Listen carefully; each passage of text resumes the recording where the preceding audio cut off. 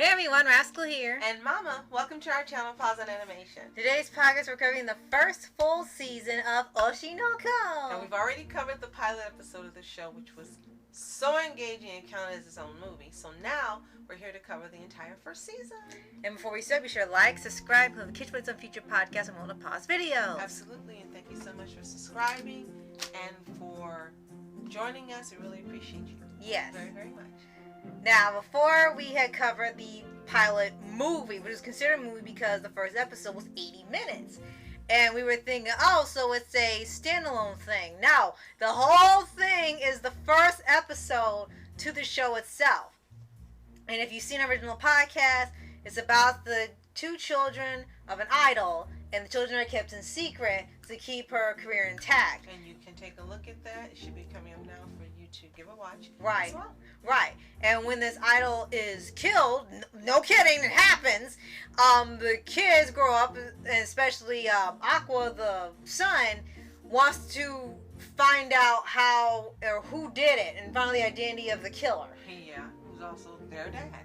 Yeah, and it's like, oh my gosh, okay. So, for those of you who are not familiar, it's adapted from a manga written by Aka Akasaka, and the actual anime series is written by Jin Tanaka. Right. So 2 different people are writing each one, but it's developed from the manga. The anime itself is 11 episodes, including the pilot, the 1-hour pilot. Right. And we watched it on Anime Network. Yes. It's also available on High Dive. Yes. And for this one, it takes place, I think 10 years, if I'm not mistaken, 10 years or less after the events of the pilot, because it ends with them being 12 years. 12 years, thank you. 12 years, and it ends with them being in high school at the end of the pilot. Right. So what happens here is that the son, Aqua, and the daughter, Ruby, and they're actually, what do they call them? Like, they're like isekai to me, but they've been, I guess, reincarnated. Bikomachi. And they've been reincarnated into being the children of this idol, and ironically enough, in their past life, they were both huge fans of hers. Right. So in here, part of their mentality is still left over from their past life, and Aqua was originally the doctor in the pilot. Right. Obstetrician. Right. And in here, his entire goal, literally his whole life, is to find out who's the killer / their father, and that kind of is the background for this season, at least, because really the focus is about Ruby becoming an idol herself and forming her own little group to get into the business. And it seems like this would help them find out who it is, but Aqua doesn't want her in there because look what happened. You kind of can't blame him. But it's understood that this is really the main focus, and Aqua's plot is sort of the subplot, for now at least. Right. And as Rascal mentioned, both of them retain their former memories. And there's something that's revealed in the last episode of the season that you really didn't expect. Mm-hmm. So we're not going to ruin it for you, but we were really surprised at that. But what I did like about the rest of the season is that you got to see more of how they've become as teens and how they're building relationships with other people finally. Right. Because as you mentioned, he was the doctor. Yeah. I mean, this guy was probably in his 20s or 30s. He had to be in his late 20s or 30s. Yeah. And Ruby was actually a child in her former life. And so it's hilarious when you're watching and Aqua's got the same exact personality he had before, and he's like deadpan and almost monotone. Even like at 5 years old, he was deadpan. I'm like, what kind of kid are you? And you get to see that he was adopted. They were adopted by Ichigo and Miyako Saito, the owners of the talent agency Strawberry Productions. Mm-hmm. She's still around. He's gone. Yeah. Good riddance. Yeah. And she's become like their mom. Right. And again, you get to see the relationships that are developing with other people, including child stars, someone they met when they were 5. When they were 5, and Aqua did a commercial or something. I think he made an appearance in a TV show. Right.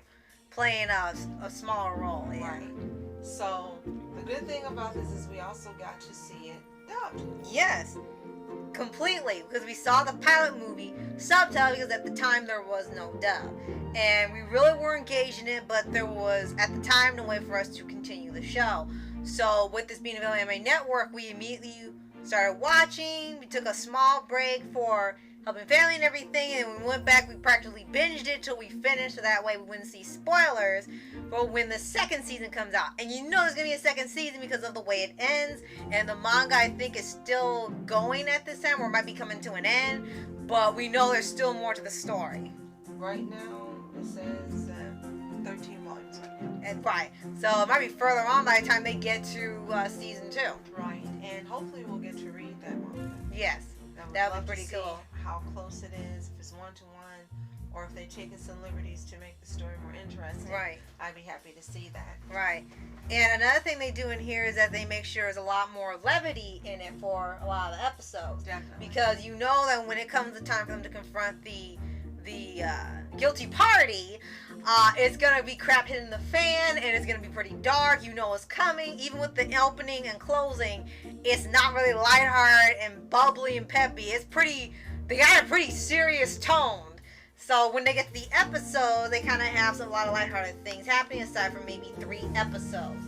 So they're kind of prepping you to get all your laughs in and all their shipping drama and the funny stuff before this comes in next season. And that episode is the one on cyberbullying. That's one of the most serious ones. Yeah, and it was such a hard-hitting episode. They had to put warnings on. It was like a 2-part. They had to put warnings on both parts to let people know this was going to be the subject matter, because we do know a lot of people can relate to cyberbullying, whether they're the ones doing it or being the victim of it, and how everyone takes it is very different. And yeah, that was definitely one of the more serious episodes, so that's a heads up when you get to watching this show and you have any preconceived notions about it. You definitely want to take your time with those episodes.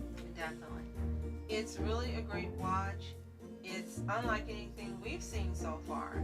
And for those of you who are anime masters, if it resembles anything or reminds you of any other shows, let us know in the comments below. Yeah. But we really, really love that it wasn't a great pilot movie and then just, tumbled and crashed.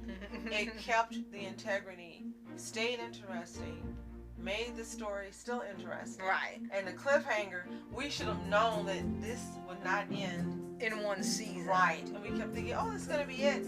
And it's like, okay, there's one episode left. They still haven't found the guy. So that means there's going to be a season 2, even if you hadn't heard the announcement. Right. And the way that it ends, it draws you back to let you know, oh, I'm still looking for this guy. Yeah. And Aqua's gotten more information from a casting director who personally knew the mom. Right. And had worked with her. Right. And so in order to give him more information, what did he ask him to do? Make an appearance in the show. Right. As a character in a pretty crappy quality show they adapted. And that ends up being a part of the show itself, where it kind of reveals a lot about the entertainment industry, not just in Japan, but also in general. They even had one studio called La La Lai, which I think was a shot at La La Land, the movie. And good, because the ending sucked for that movie. Right?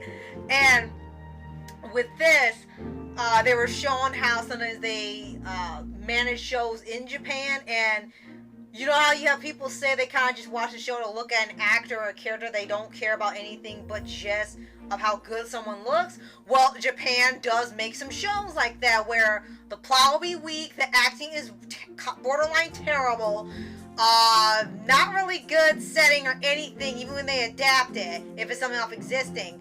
And the goal is to get people who just watch it for how good the actors look or the actresses look. And that's it. They could care less if it's powerful. They could care if it's a good story, good adaptation, good acting. You're just there to look at them for 20, 30 minutes and you're done. And people sit for 20, 30 minutes, drool over a character, and then they're done. Like, you know what else you could have been doing like in 30 minutes? And it's kind of almost kind of sad to me that this is the state now, people. But hey, if that's what you want to do. I was actually kind of surprised that that's the real thing. And instead of sad, it just goes to show you that Japan makes something for everyone. Yeah. If there's a genre, And how adaptations go. right? Yeah. If there's a genre that hasn't been covered, they're going to cover it. Unlike, unfortunately, in the Western world, these are the things we want you to watch.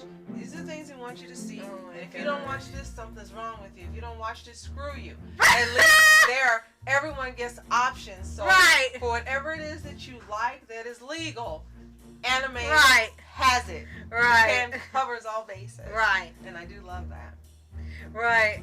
And it's definitely worth the watch when you get a chance to. Like he says, on High Dive, on Anime Network, and other sites. It's not on Crunchyroll, but if you can manage to find it or subscribe to it, it's definitely worth the watch. And definitely get you prepared for season 2. And we can understand why this ended up blowing up for a time when it was released. This was one of those really hit animes out the gate in 2023. Definitely. So, if you've seen it, let us know what you think in the comments below. If you haven't, it's Rascal Sin. It's available on High Dive, Anime Network, and probably elsewhere that you can watch it. If you haven't, give it a watch. Come back and let us know what you think. Yep, and if you haven't already, subscribe for updates to weekly videos for your anime series, anime shows, and all things animation. Absolutely, and I hope they continue to give us quality series like this. This is mangas published by Shueisha, and the studio is Doga Koba, licensed by Sentai. So, Oh, okay. and there is actually a soundtrack for this as well. Oh, wow. Good accompaniment because they have some pretty good songs in here. Yes. So, thank you so much for watching. I'm Rascal Entertainment. And I'm Mom Entertainment. Have a toontastic day. Peace.